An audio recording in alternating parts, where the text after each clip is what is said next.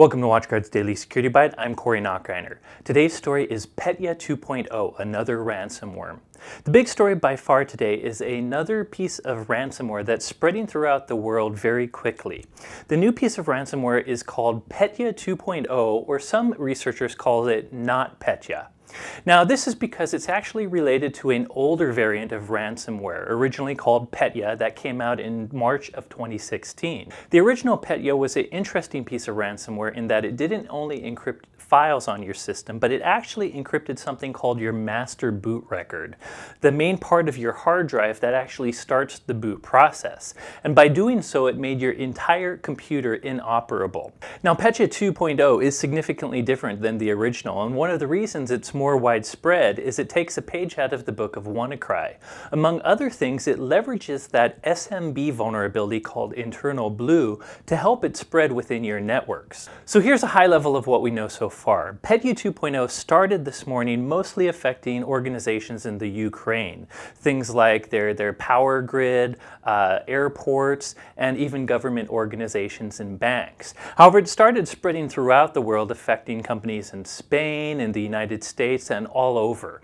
At first, researchers weren't sure of how Petya 2.0 first infected its victims, but since then it's been seen primarily in phishing emails that contain malicious Word documents.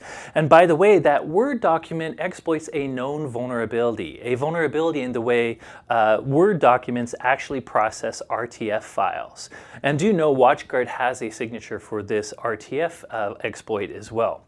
In either case, if you do interact with this Word document, it could run Petya 2.0 on your computer.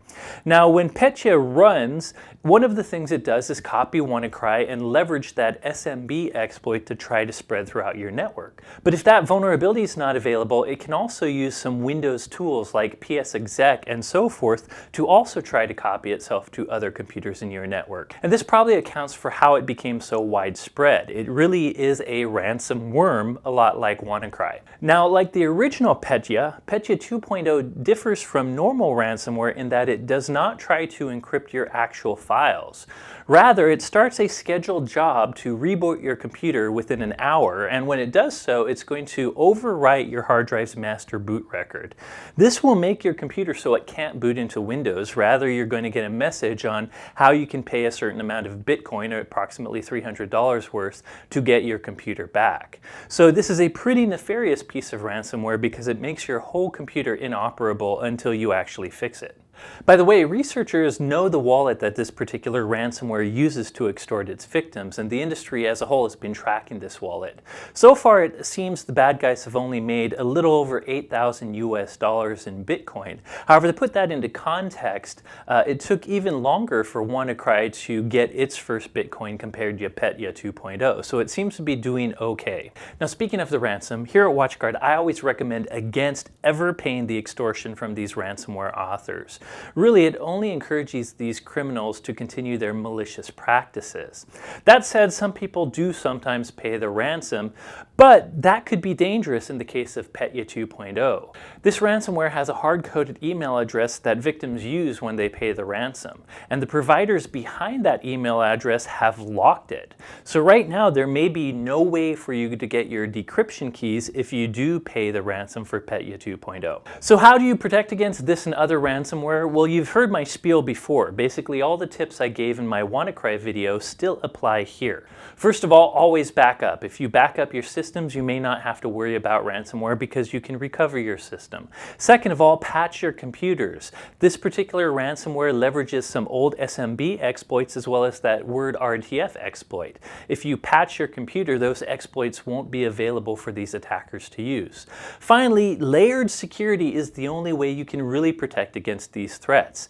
Gateway antivirus helps, advanced malware protection helps, IPS helps. None of these layers are always perfect, but combined they give you the ultimate protection against threats like Petya 2.0. By the way, if you're a WatchGuard Firebox customer, our total security package or security services give you a perfect example of the benefits of layered security. As of now, our gateway antivirus can catch Petya. Our APT blocker caught it the moment it came out. Our IPS was able to prevent the SMB exploit that the NSA leaked, and even the new RTF word exploit that Petya uses with its malicious documents, we can also catch that with our IPS. So when you combine all these services together, you get many different layers of protection that can catch Petya at various moments in the kill chain. Now, all that said, I do want to talk a little bit about legacy AV versus advanced threat protection.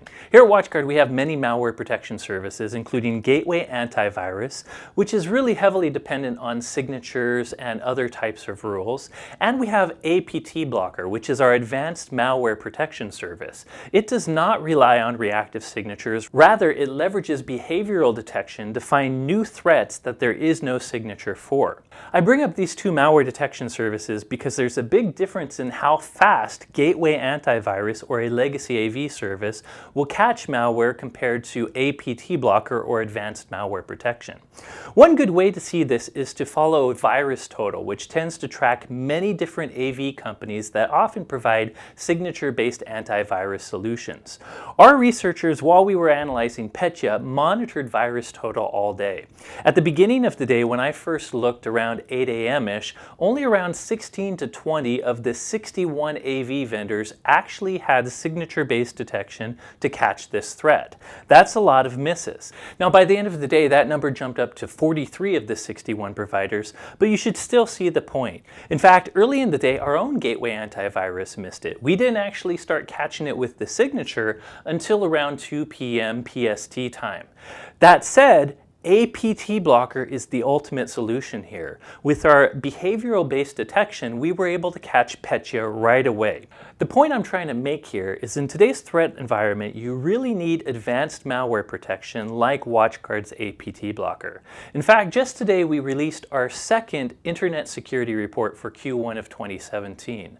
One of the things we found is on devices that have both gateway antivirus and APT blocker, 38%, so over 1/3 of the malware detected, required APT blocker. It was missed by the gateway antivirus service. So that shows you it's not just Petya 2.0 that gets missed early on. To really catch malware as soon as it comes out, be sure to use advanced malware protection.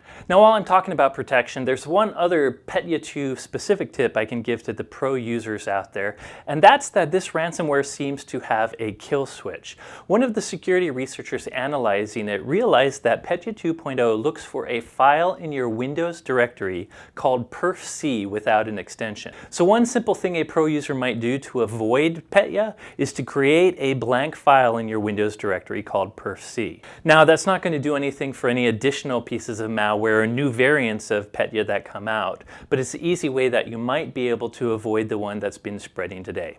Anyways, it's interesting to see another ransomworm, one of our predictions from this year, coming out. It's clear that the ransomware authors out there are trying to develop techniques that cause their ransomware to spread a whole lot quicker than they have in the past. But remember, if you back up, patch, and follow basic layered security practices, you should remain relatively safe from this and many other ransomware threats. Anyways, that's it for today's story. Thank you for watching.